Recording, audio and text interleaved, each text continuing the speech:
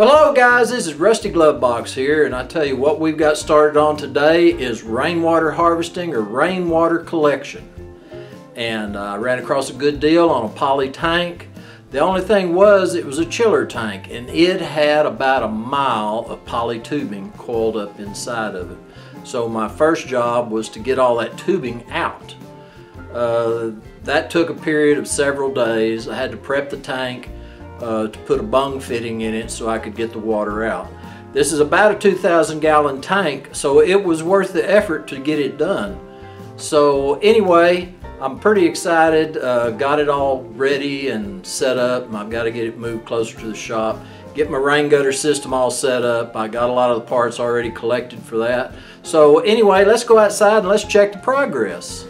I'm going to take the outer skin, the aluminum skin, and there's supposed to be a couple of layers of foam in there, and I'm going to take that off so I can actually get to the tank itself. Well, here's our progress on getting the skin off, and that was really pretty simple.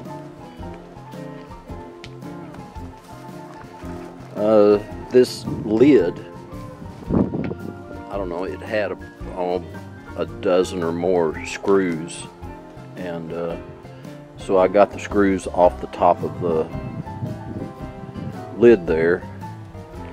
Inside this tank, there's just coils and coils of this poly tubing, because what this is, this tank is it was a chiller tank, and it was just filled with all this coil of plastic tubing,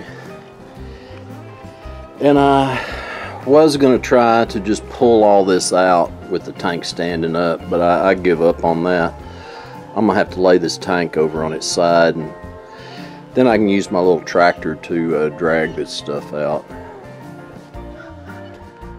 Well, this is going to be how I get water out of the tank. This is called a bung, and used all the time on poly tanks. I've bored the hole. That hole's a 3-inch hole.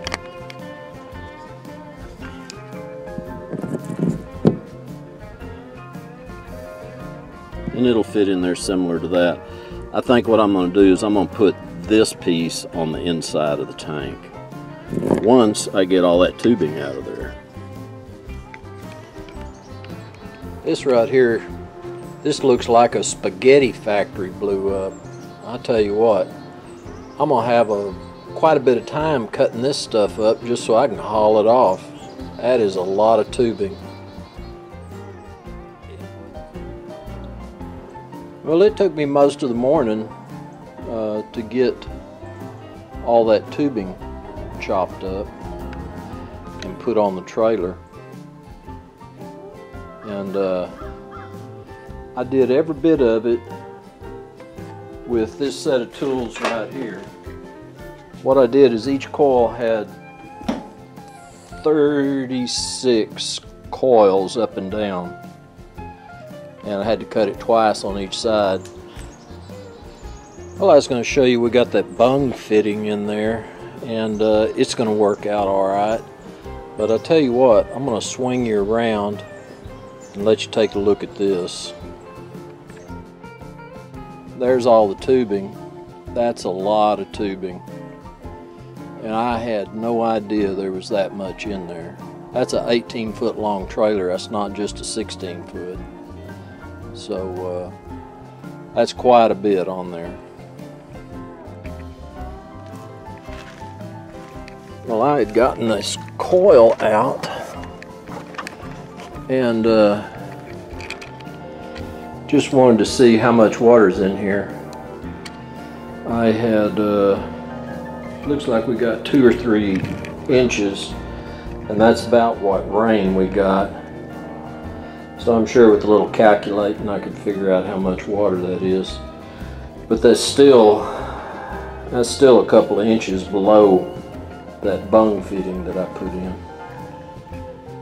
But anyway guys, that's what we got, and I think you can tell this took kind of over a course of several days, because I had to get the lid off the tank, lay the tank over on its side, get all the coils out, cut all the coils up, get all the coils put on the trailer, and so now what I've got is a good tank, and I'm ready to start actually with my rain collection. I've got to end up figuring out how I'm going to hang gutters on the back side of the shop, and I'm going to have a 4-inch PVC downspout feeding the tank. And so I've kind of collected some of the parts all ready to do that, but still not quite ready to get going on that. But anyway, this is one of the reasons why I needed the ground saw, so I could run some of the plumbing pipe maybe to the backyard or something for this to supply fresh water to. So as always, I do appreciate y'all coming by the shop. Y'all have a great week. This is Rusty Glovebox, and I'm out of here.